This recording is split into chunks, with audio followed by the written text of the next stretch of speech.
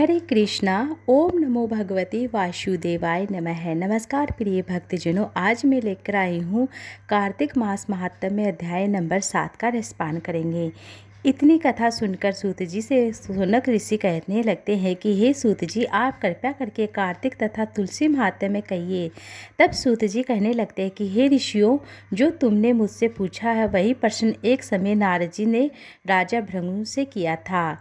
जो कुछ उत्तर नारद जी ने दिया था वही मैं तुमसे कहता हूँ, बतलाता हूँ, इसे ध्यान से सुनना। एक समय राजा भृगु नारद जी से कहने लगते हैं कि नारद जी, भगवान को तुलसी क्यों इतनी अति प्रिय है, आप इसका महत्व में कहिए। तब नारद जी कहने लगते हैं, एक समय राजा बहुत से देवताओं और अप्सराओं सहित का महादेव जी के दर्शन को गए। सो जब कैलाश पर पहुँचे तब एक बड़े भारी आकार वाले भयंकर त्रेता वाले पुरुष को देखकर इंद्र ने पूछा कि तुम कौन हो और शिव कहाँ है। जब कई बार पूछने पर उनमें से कोई उत्तर नहीं मिला तो इंद्र ने क्रोध में आकर अपना वज्र उस पर प्रहार कर दिया, उसे मार दिया, जिससे उसका कंठ नीला हो गया, परंतु इंद्र वज्र भी भस्म हो गया। एक बड़े ही भारी आकार वाले भयंकर देवता वाले पुरुष को देखकर इंद्र ने पूछा कि तुम कौन हो और शिव कहाँ है। जब कई बार पूछने पर भी उसने कोई उत्तर नहीं दिया तो इंद्र को क्रोध में आकर अपना वज्र उसके कंठ पर मार दिया। कंठ पर मारने के कारण उसका कंठ नीला हो गया, परंतु इंद्र का वज्र भी भस्म हो गया।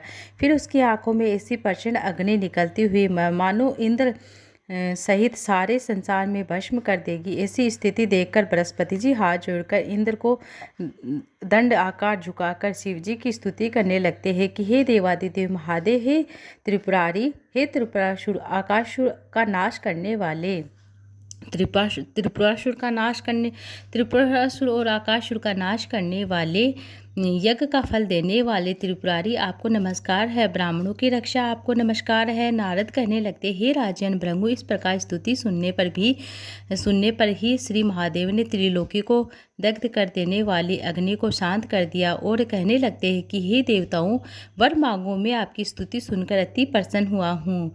हमने इंद्र को जीवन दान दिया है। होरे बृहस्पति जी, आज से तुम्हारा नाम जीव होगा। बृहस्पति जी कहने लगते हैं कि यदि आप प्रसन्न हैं तो इंद्र की रक्षा कीजिए। संसार का दाह कर सकने वाली अग्नि जो आपके नेत्र से उत्पन्न हुई थी उसको शांत करिए। तब शिवजी कहने लगते हैं कि नेत्र से निकली हुई अग्नि वापस कैसे जाए, अतः हम इसको दूर फेंकते हैं। ऐसा कहकर अग्नि को हाथ में लेकर समुद्र में फेंक दिया। वह गंगा के संगम तथा गंगा सागर में जाकर गिरी और बालक दो रोने लगते हैं। उसमें रोने के शब्द से पृथ्वी कांपने लगती है। सातों लोग बहरे हो गए। ऐसा आश्चर्य देखकर वहाँ पर आए हुए ब्रह्म जो समुद्र की गोद में बालक को देखकर आश्चर्य में पड़ने लगते हैं और पूछने लगते हैं, ये बालक किसके हैं। समुद्र ने बड़े आदर से बालक को उठाकर ब्रह्मा जी की गोद में डाल दिए और कहने लगती है, मेरा पुत्र गंगा से उत्पन्न हुए हैं और आप इसके जात तक कर्म करिए। फिर उस बालक से ब्रह्मा जी की डाढ़ी पकड़कर जोर से मरोड़ी और ब्रह्मा जी ने नेत्रों से आंसू आ गए। इसी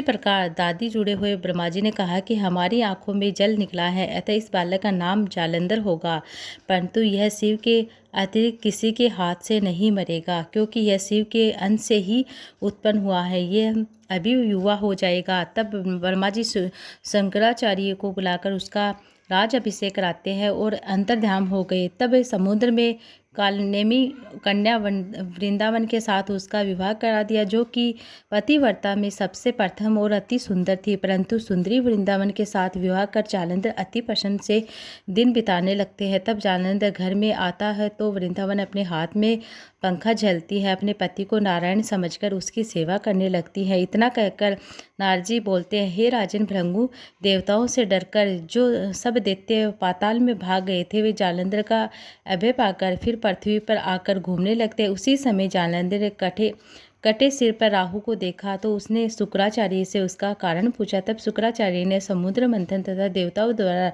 रत्नों का हरण की कथा सुनाई। इस प्रकार इस पिता का मंथन और दैत्यों का अनादर सुनकर जालंधर ने क्रोध में आकर और दस्मर नाम वाले दूत को बुलाकर सुधर्मा के पास भेजा। वह सभा में जाकर अभिमान और पूर्व इंद्र को नमस्कार न करके कहने लगता है, हे दैत्यपति जालंधर ने जो कुछ कहा है मैं सब तुम्हें बताता हूँ, सुनाता हूँ। हमारे पिता का मंथन करके जो तुमने रत्न लिए हैं उस में हमारा कोई अधिकार नहीं है, अतः वे रत्न हमको, उस पर तुम्हारा कोई अधिकार नहीं है, वे रत्न हमको वापस कर दो।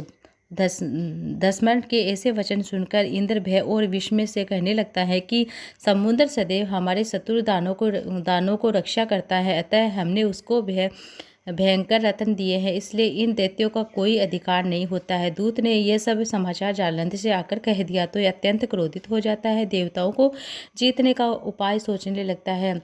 सबने सब दिशा और पाताल में अपने भूत भेजकर सब दैत्यों को बुलाकर शुंभ निशुंभ को अपना सेनापति बनाकर स्वर्ग के नंदन वन में जाकर इंद्र को अमरावती पुरी को घेर लेते हैं और तब देवता युद्ध के लिए बाहर निकल जाते हैं। अनेक प्रकार के शास्त्र से देवताओं द्वारा दैत्यों के साथ युद्ध होने लगता है। वे सब एक दूसरे को मार मार कर नीचे गिराने लगते हैं। तब एक तरफ रुधिर बहने लगता है, मर मर कर गिरे हुए घोड़े हाथियों से पृथ्वी भर जाती है। उधर युद्ध में मारे गए दैत्यों को शुक्राचार्य अपनी संजीवनी विद्या से जीवन देने लगते हैं। उधर बृहस्पति जी द्रोणाचल की दिव्य और औषधियों का देवताओं को जीवित होने का वृद्धांत देवताओं ने शुक्राचार्य से जाकर कहा तो जलंधर ने दैत्य ने अपने अनुचरों को द्रोणाचार्य पर्वत को समुद्र में फेंक देने को आदेश दिया। तब दैत्यों ने द्रोणाचल पर्वत को उठाकर समुद्र में फेंक दिया, फिर आकर संग्राम करने लगते हैं। तब देवताओं को जीवित करने के लिए औषधि लेने बृहस्पति जी गए तो दिव्य पर्वत को न देखकर देवताओं का दैत्य के द्वारा निरंतर संहार होते देखकर वे घबरा कर कहने लगते हैं कि देवता शीघ्र ही यहाँ से भाग जाओ, यह दैत्य शंकर के अंश से उत्पन्न हुआ, अतः यह तुमसे नहीं मरेगा। गुरुजी की यह बात सुनकर दैत्य भय के मारे सारे दिशाओं में भागने लगते हैं। जालंधर दैत्य ने जीत के नगाड़े बजाते हुए दैत्य के अमरावती नगरी में प्रवेश कर लेता है। सब देवता भय के मारे सेमेरु पर्वत की कंदराओं में जाकर छिप जाते हैं। सब देवताओं के भाग जाने पर जालंधर इंद्र की पूरी अमरावती शुंभ निशुंभ अधिकार में सौंप देते हैं। स्वयं देवताओं का पीछा करने के लिए सेमेरु पर्वत की ओर चल देता है। इंद्रादिक सब देवता जालंधर की ओर फिर आता हुआ देकर भगवान विष्णु की स्तुति करने लगते हैं। बोलते हे मच्छ कच्छ आदि अनेक रूप धारण करने वाले, भक्तों के दुखों का नाश करने वाले, सारी सृष्टि का पालन संहार करने वाले, शंख और चक्र गदा पद्म को धारण करने वाले, आपको नमस्कार है। भगवान विष्णु देवताओं की स्तुति इन सुनकर और उनको दुखी जानकर शीघ्रता से उठकर गरुड़ पर सवार होकर जाने लगते हैं। तो लक्ष्मी जी ने पूछा कि भगवान आप कहाँ जा रहे हैं? तब उन्होंने उत्तर दिया कि तुम्हारे भाई जालंधर से पीड़ित देवता की सहायता के लिए नियमित जा रहा हूँ। तब लक्ष्मी जी कहने लगती हैं कि भगवान मैं आपकी परम प्रिय हूँ, तब आप मेरे भाई को कैसे मारेंगे? तब भगवान ने कहा कि शंकर से उत्पन्न हुआ तथा ब्रह्मा जी के वचन से हम जालंधर को कदापि नहीं मारेंगे। ऐसा कहकर शंख चक्र और खड़ग लेकर जालंधर के साथ युद्ध के लिए चल दिए। जिस समय भगवान युद्ध के लिए गए बहुत से दैत्य गरुड़ के पंखों के वेग से ही मारे गए। पवन से पीड़ित दैत्यों को देखकर जालंधर को अनेक क्रोध आया और वह श्री हरि विष्णु के सम्मुख युद्ध को आया।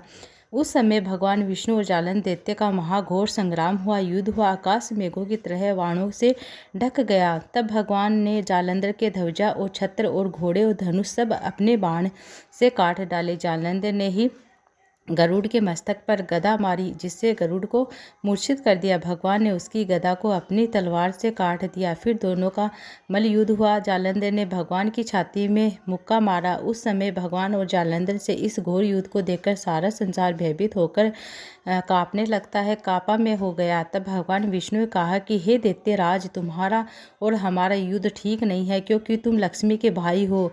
तब जालंधर ने कहा कि यदि आप प्रसन्न हैं तो मुझे भी यही वरदान दे कि लक्ष्मी जी तथा आपके गणों की सही आप मेरे घर में वास करो। अतः ऐसा ही होगा, कहकर भगवान लक्ष्मी जी सहित जालंधर नगर में चले गए। तब जालंधर देवता के स्थान पर सब दैत्यों को नियुक्त करके जालंधर नगर में निवास करने लगते हैं।